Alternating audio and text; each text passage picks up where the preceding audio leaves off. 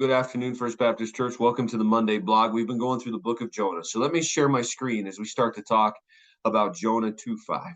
And this is right in the middle of Jonah's prayer. I mean, Jonah's in the belly of a fish. God has just saved him in miraculous form. I mean, you can't breathe in a fish without God having some part of it.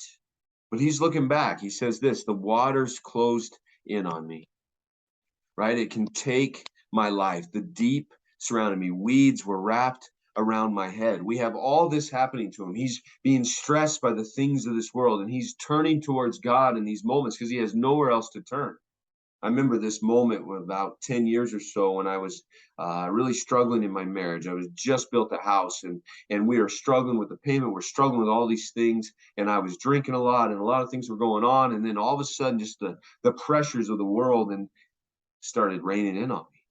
And the only one that I could turn to was Jesus. And the only one that could do any transformation was Jesus. And he's recognizing that right now he's in the depths. Right now he needs something. He's going to see as he goes on. He says, the roots of the mountains. And you're like, what are you talking about? You're in the middle of the Mediterranean. But if you understand Israel, you know that Mount Carmel goes down into the Mediterranean. So if you come out of the Mediterranean, right at the base of Mount Carmel, you're looking up at this big mountain, right? And everything is closing in on you forever. And that's where he is at, right? But, right? Yet this uses in the ESV, you brought up my life from the pit. This pit is like Sheol, from the dead area, this realm of the dead, oh Lord my God. No matter how deep I am, you, God, are going to bring me out of it.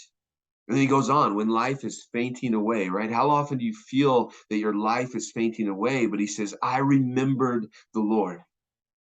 When he's in the depth of the Mediterranean, he remembers the Lord. And in that moment, Jonah's prayers came to him.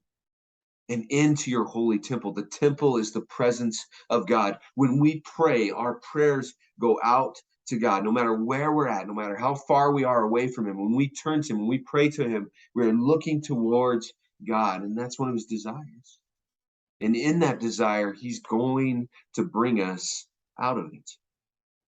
Think about that. The first thing that we should do when we're struggling, when we're having difficulties in our marriage, is turn towards God, turn towards prayer, turn towards him. And why should we spend an entire day fighting with our spouse when God tells us, hey, look at me. I've given you the example in Colossians 3:12-17. Are you living life together? Are you living life as one? Or you have compassion and kindness and humility together?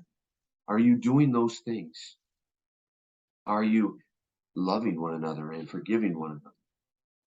Because if you're doing those things, then we can skip out on some of the difficult moments, even though they're raining in on us, because we have Christ in those and we're focused on him instead of focused on all the difficulties that are going around us.